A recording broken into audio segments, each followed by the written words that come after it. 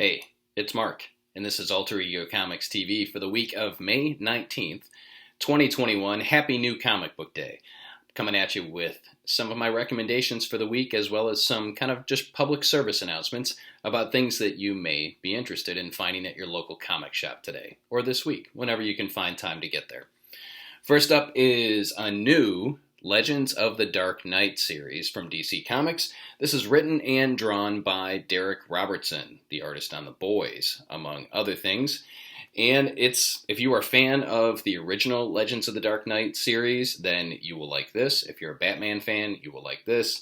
If you want to see a bunch of Batman's rogues in one place, you will like this. It's pretty straightforward with Legends of the Dark Knight. So there you have it. DC is publishing 27 Batman books. Maybe not 27, but you know what? If they're good, that's all that matters. New number 1 from Marvel is Shang-Chi. This is, I believe, an ongoing series. So the previous series was a 5-issue mini written by Gene Luen Yang, and Yang returns to write this ongoing series of Shang-Chi, of course, being published because the new movie is coming out this year. And this is being billed as Shang-Chi versus the Marvel Universe. And in this first issue, we get kind of a team-up between Spider-Man and Shang-Chi. But because of Shang-Chi's relationship with his family and the Asian criminal underworld, he may not necessarily be seeing eye to eye with all of Marvel's best and brightest. So if you're interested in that sort of thing, then I recommend you pick it up. If you want to kind of get an idea of the character before the big screen movie hits, then check it out. Gene Yang is one of the best writers in the biz. He can write anything. So, Shang-Chi, number 1. Also, let's go from DC again. Wonder Girl, issue number 1. This is written and drawn by Joelle Jones, and that's enough for me right there. Joelle Jones, her artwork is phenomenal, and she's quite an accomplished writer as well. So we get kind of some backstory on the Wonder Woman that was introduced in Future State, Yara something or other. I'm just going to go with Yara. That's her first name. Again, the artwork is stunning. This is a great spread here, where various corners of the DC universe have kind of been awakened, or they feel a disturbance in the force, and it's because of Yara Flores. I think it's Flores. She's Brazilian. And if you want to know more about this Wonder Girl, then pick up Wonder Girl number 1. I want to say there have been lots of great new characters introduced over the last 10 years or so, both at Marvel and DC. Most notably, Miles Morales, Kamala Khan over at Marvel. At DC hasn't been as successful. Naomi would be one. The Green Lantern, Baz, what's-his-face, and Jessica Cruz, some of the other Green Lanterns. But I have this feeling that Wonder Girl Yara is going to be around for a while, and I think she's in very capable hands.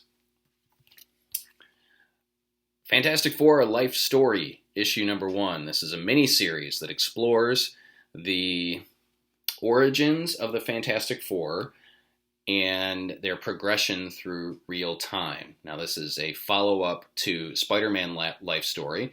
Different creative team. This time we've got Marc Russell writing, who is phenomenally awesome. Very funny.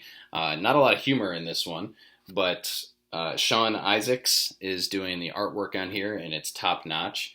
So if you want to see the Fantastic Four progress from the 1960s to present day, this is the book to find it in. And I was surprised. There's some notable omissions in this one from the original origin, but also some very familiar faces and familiar beats.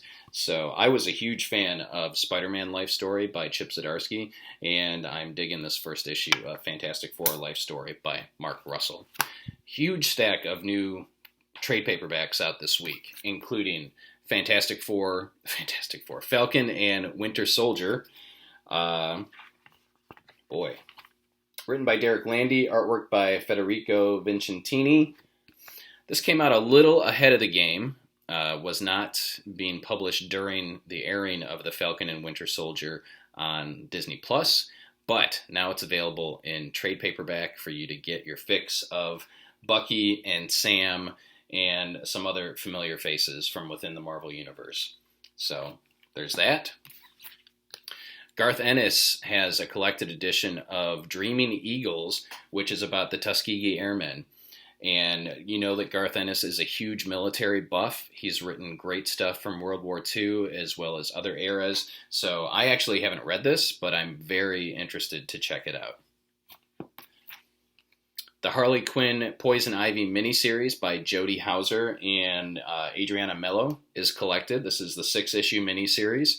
Great way to check out these two characters, and they both have huge fan bases, so I'm expecting a lot of interest in Harley Quinn and Poison Ivy. The first volume of the new Power Rangers series from Boom Studios is available by Ryan Parrott, artwork by Francesco Mortorino. So if you're a Power Rangers fan, check it out. And a couple great sci-fi this one's more sci-fi. This is We Live from Aftershock Comics. This has been a really popular series here at Alter Ego. And they've got a free comic book day edition coming out in August. So this takes place in the year 2084, excuse me. It's a world of violence and beauty, a unique tale of the apocalypse as told by Inaki Miranda and Roy Miranda that invites both dread and hope. Lots of great pull quotes on the back. This has become my new favorite book of 2020. Special comic, one you should absolutely be making a point to read as soon as it hits the stands every month. So, great sci-fi book, We Live. And this is less sci-fi, more horror, action-adventure. This is Homesick Pilots, and I really enjoyed the first issue. I didn't read anything after that because I knew it was going to be collected this way, and I wanted to read it in trade paperback format. But this is the summer of 1994. We get a lot of stories set in the 80s, and I definitely connect to those because of my age. But I also really enjoy stories set in the 90s because at this point I was in college.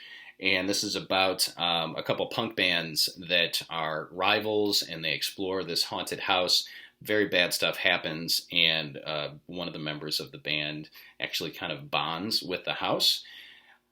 Really, really interesting. If you're into music, if you're into horror, action-adventure, again, Homesick Pilots is top-notch. Lots of great pull quotes on here from Scott Snyder, electric storytelling, haunted horror infused with punk energy, James Tynion IV, earnest, beautiful, and delightfully strange. Homesick Pilots is everything I want out of a comic book, and Kieran Gillen, writer of Die and The Wicked and the Divine. I love this punk horror, beautiful stuff from Dan Waters and Casper, I'm going to butcher this name, Casper Wingard. It's not that bad. It's an interesting look here. Definitely punk scene, 90s punk. Collects the first 5 issues of Homesick Pilots. All kinds of great stuff, as usual. Lots of trades. My to-read stack for the weekend is ginormous because of the trades that came out. I didn't have time to get to everything last night. My youngest, who's almost 12, is playing baseball, so his games are on Tuesdays and Thursdays, and Tuesdays is usually my reading time. So I had to sacrifice some of that for my son, which I will gladly do every time. So there you go. Lots of great stuff to check out when you go to your local comic shop. Hopefully you enjoyed this video. If you did, give it a like. Make sure to subscribe and leave a comment. Let me know what you're enjoying, what you're reading. If you have any questions related to comics or the comic book industry, I'd be happy to answer those for you. Thank you for watching, and I will see you again real soon.